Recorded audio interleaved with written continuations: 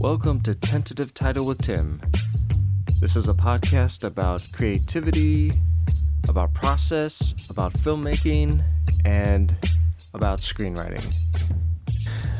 Welcome everybody back to the podcast. Wherever you are in the world, I hope you're doing well.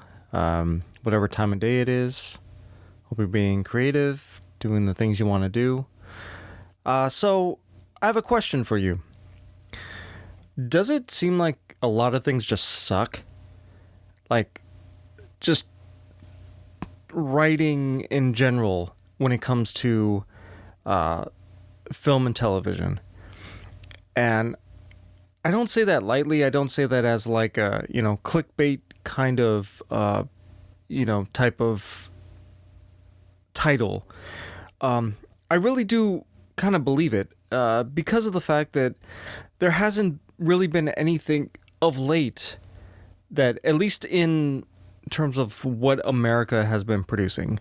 I've sung the praises of, foreign cinema and foreign like television, especially like Korean. The Korean shows have been really great. But when it comes to just the writing in general in America, it seems like there's this sense of like laziness or a I don't even want to say it's laziness, because I think the people who write these movies and these shows like are very earnest about what they do. They really want to do a good job. They really believe in the story that they are writing. But I don't know if they can back it up by having a knowledge of what has come before. And I say that as somebody who feels like I'm barely scratching the surface in terms of the types of literature I've read in my lifetime, the types of stories I've been exposed to. But I feel like I have a general knowledge of a lot of things. Even if I haven't seen it or read it, I think that I am aware of it to a certain extent. And like with everybody, I have blind spots. There are certain things that I had no idea existed, and then I come across them and I'm like, wow, this is great. Oh, this has been around for the last 50 years. Oh, that's amazing. I wish I would have known about this story or these characters or what have you. Or, in terms of just like music, like I'll hear a certain beat, a certain riff, and I'll really love it. And then I realize that it's from another song that came out like years and years and years ago. That's happened to me tons of times. But, the same thing can be applied to just story structure, the types of stories that have been told. And I get the sense that the modern writer, the person who's trying to kind of break through, could really care less about what has come before. And in fact, actively despises what has come before.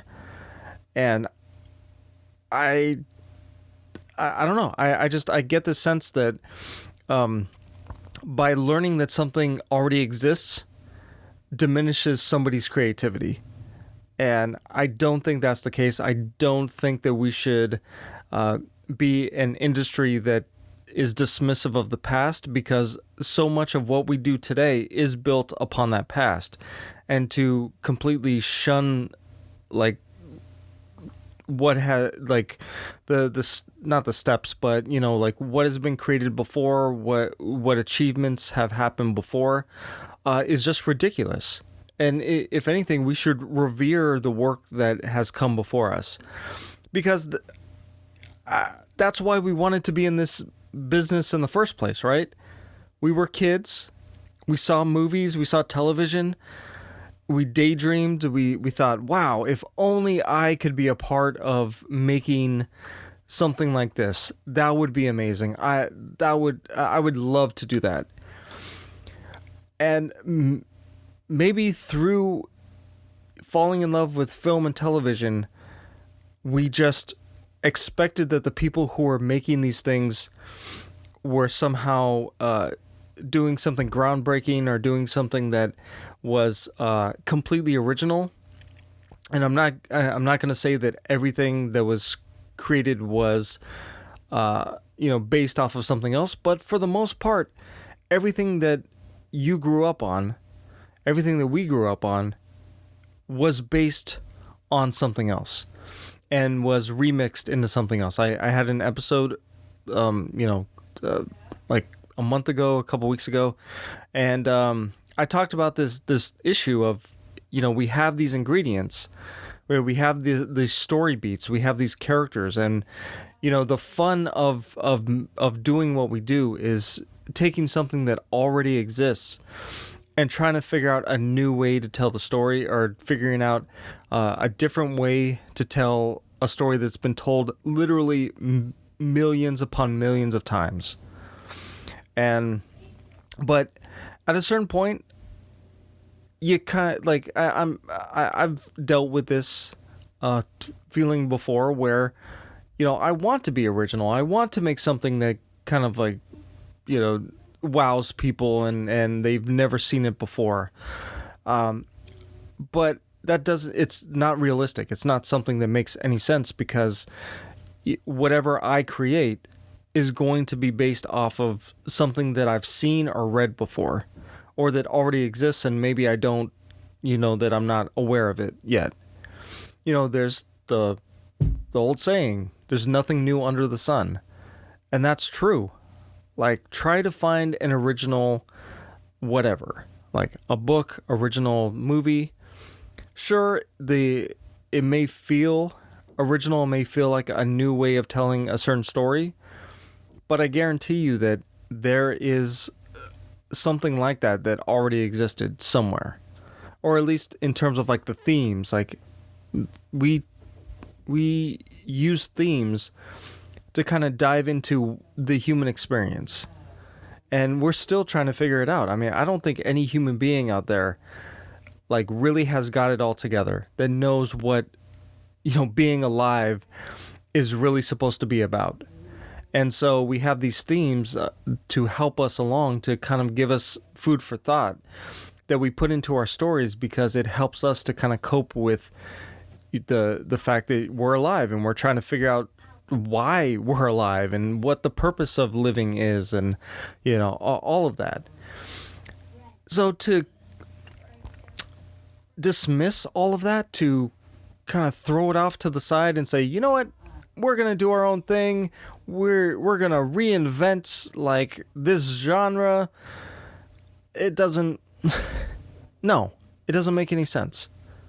It's like you could reinvigorate a genre. There have been genres that are dead and or not as popular as they once were, and you can do something to reinvigorate the audience's love for it.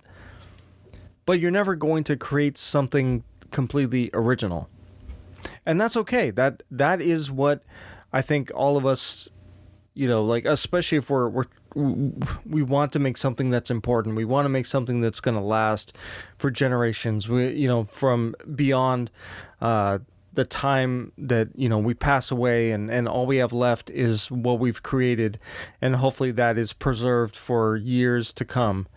That's what I think all of us hope for, especially as artists. We want our work to kind of live beyond us, and we don't want it to kind of get lost in the mire of like everything else that's out there. So we're constantly trying to find new ways to tell a story that's going to be unique, that's going to stand out from everything else that is out there. And that also is not a bad thing. To try to find an interesting way to tell a story that everybody knows is not a bad thing. Like, definitely try to do that. But do not dismiss the building blocks of that story, because once you are dismissive of those story beats, of those trope characters and the tropes of the story, it no longer becomes the thing that you wanted to make. It ends up being something completely different, and it tries to be something else when it should be just what it is, what the story is you are trying to tell. And I think that's why a lot of things just suck, because they're trying to be something else. They are trying to insert ingredients that don't fit with what they are trying to make. And I'm all for trying experiments on stories and seeing what happens if you take an ingredient that doesn't usually fit in a certain genre and trying to see if it works. By all means, like, experimentation is very important. But I don't understand when it actually makes its way into our homes and onto streaming, and it's like that's where I think the quality kind of like goes downhill, because the streaming sites just need content. They just need things that they can entice people to subscribe to their service. And so if with that, it's like we're no longer in the era of the movie star.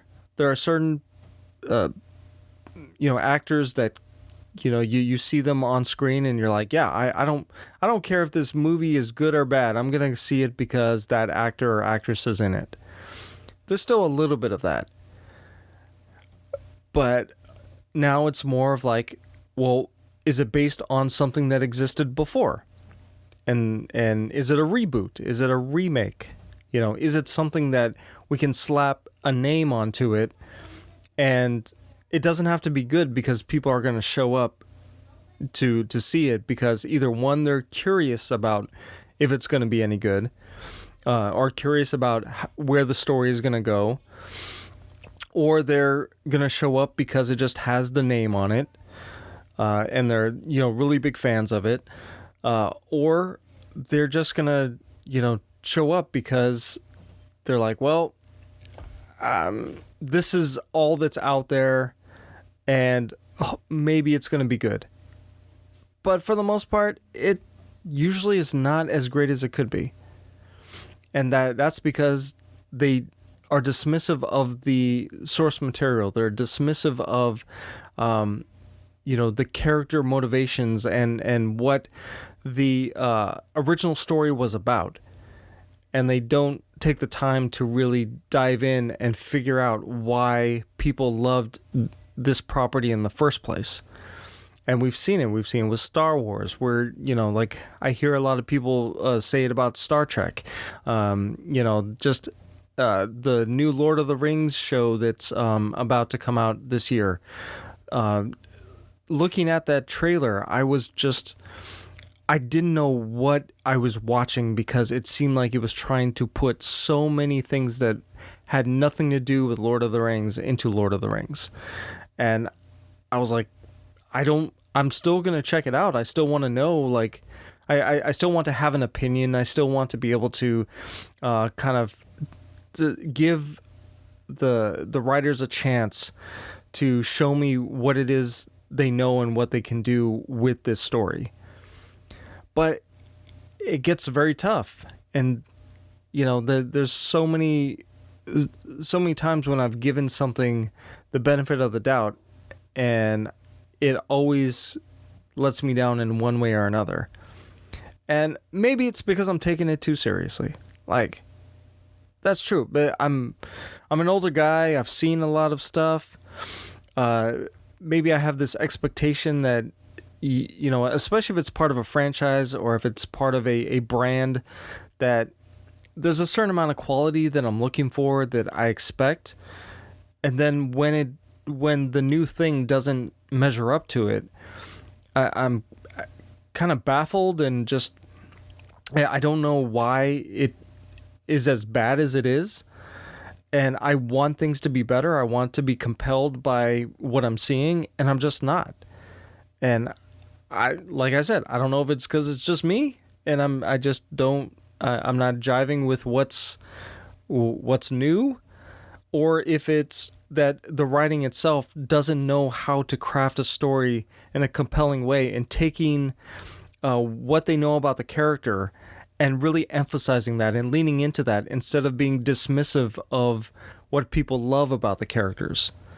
And so, I mean, that's my thesis, is that I think the reason why, so many things suck is because the people who are creating it don't care about whether or not they get it right, or they don't care about whether or not it matches with what the audience expects.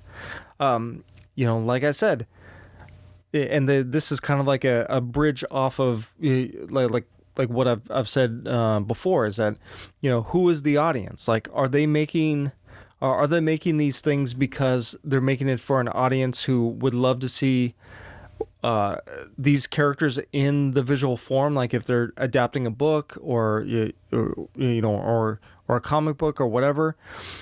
Like, who is their audience? Or is their audience just their bosses who they're just hoping to get the next job? They're just, they're hoping that the people that they're working with accept what it is they're making. And so the bar may or may not be that high because they're only trying to please a very small amount of people.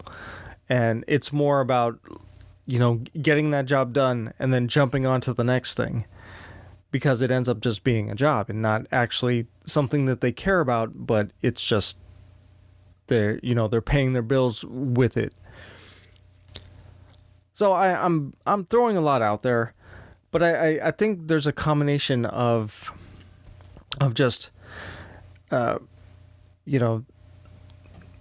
people who are creative people like us who really want to make something great, and in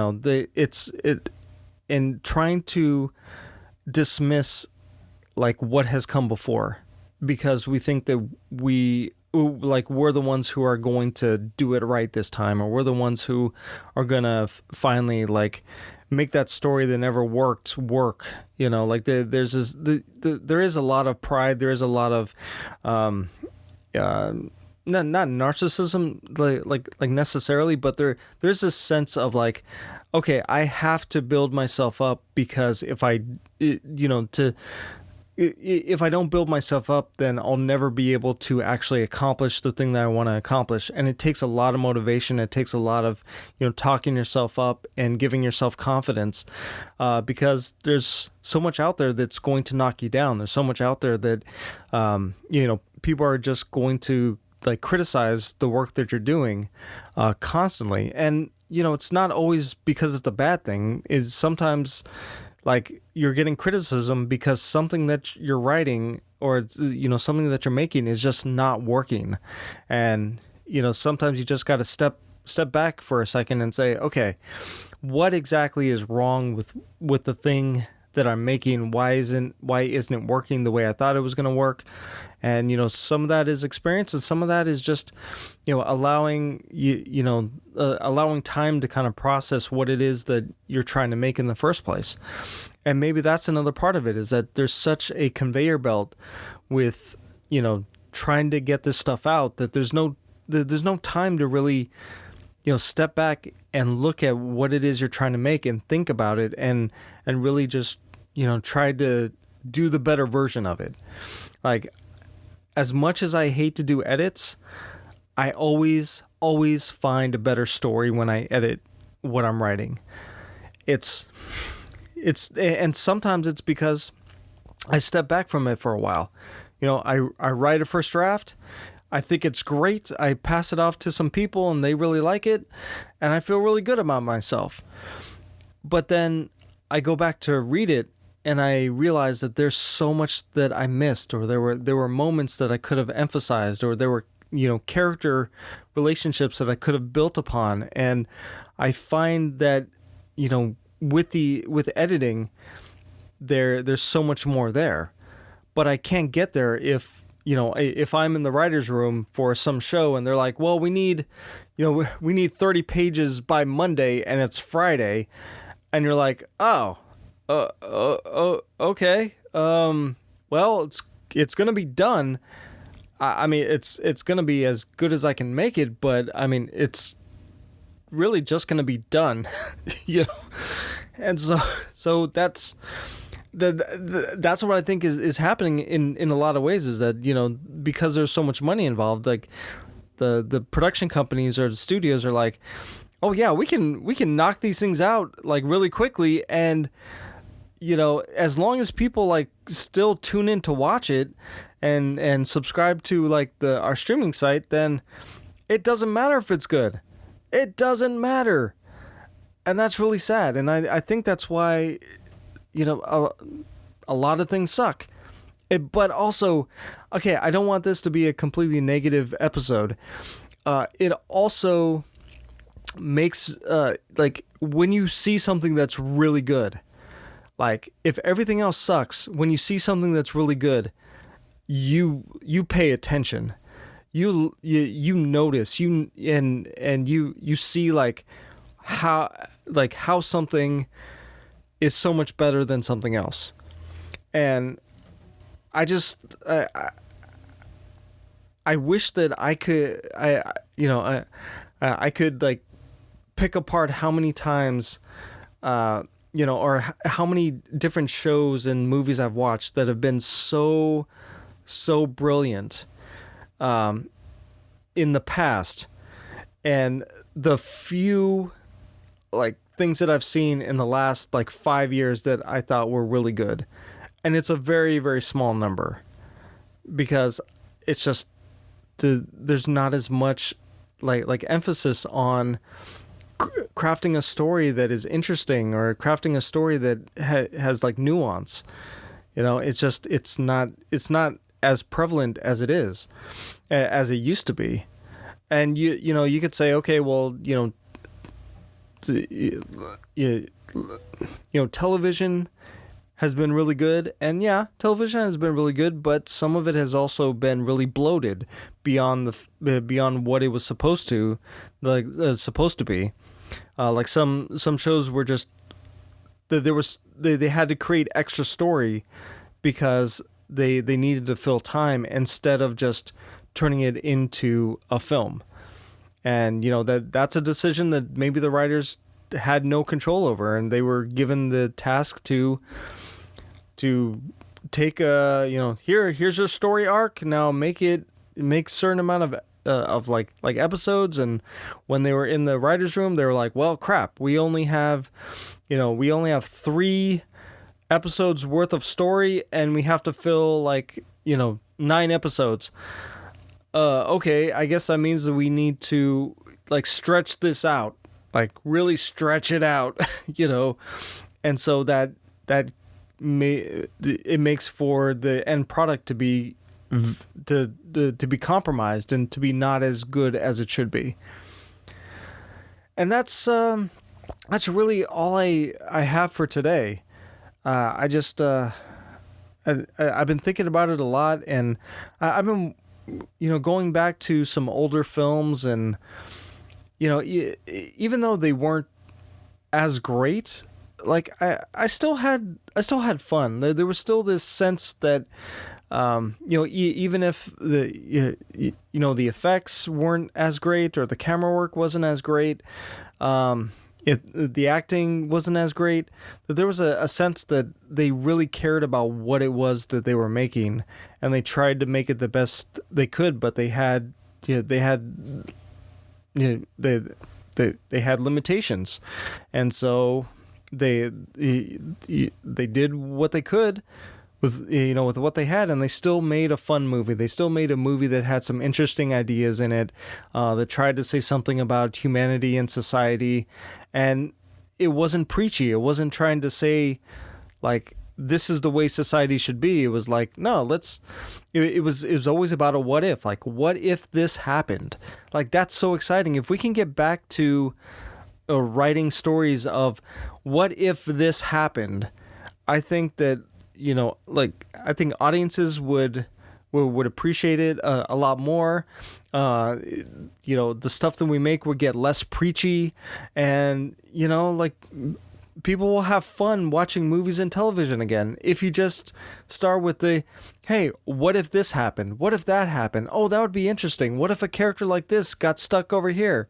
Like an audience can see when you're having fun, and even if it's a very like dark story, a story that is like like a horror story. People will still appreciate it because they can see that the filmmakers and the writers are having so much fun with coming up with the what ifs and trying to figure out like, okay, well, what would happen if this happened, or what would happen with that happen, what would happen if that happened, and staying true to that motivation and not trying to insert all these different things into it that don't belong there, or because they're trying to insert some kind of message that they think is going to entice people to change their worldview for some reason. Like I never understood how people could think that one film would change somebody's mind. Like if it's a documentary, fine. You could change somebody's mind with a documentary. But when you're just making fiction, when you're making a story about whatever, but it's completely made up, but it still has like some human truths in them, there doesn't need to be any kind of politics in it that involves the real world. There doesn't need to be any kind of like reminding the audience that, hey, remember about climate change? Yeah, well, we're going to put it in this show so that you'll be reminded of climate change. And it's like, no, just tell a freaking story. Just tell a story. And then if you want it to be about climate change, fine. But like, make it about the characters, make it about them trying to solve a problem. And then, you could still have that in there, but just not have it be preachy.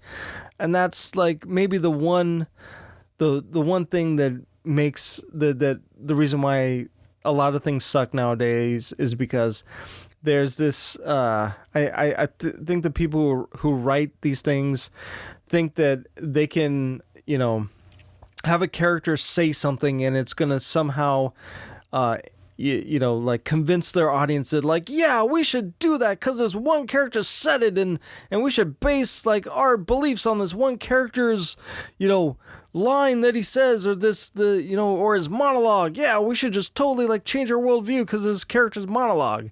I was like, no, that's not how it works at all. And in fact, in a world where there's so much out there, the likelihood that the people you want to watch the thing to change their mind are never ever going to see it. So stop doing it. Just make the story you want to make with the characters and their motivations, and leave all the extra crap out of there because it doesn't belong there. So, all right, guys, that's all I got for today. Like I said, thank you for listening. If you've been listening this long, thank you for listening. And I will talk to you on the next one. If you'd like to connect with me, there is an email for the podcast. It's tentative.title.with.tim.podcast@gmail.com. There's also a Twitter account. The handle is @title_Tim. There's also a Facebook page where you can post questions, or you can connect with me there. Thank you guys for listening. I'll talk to you on the next one.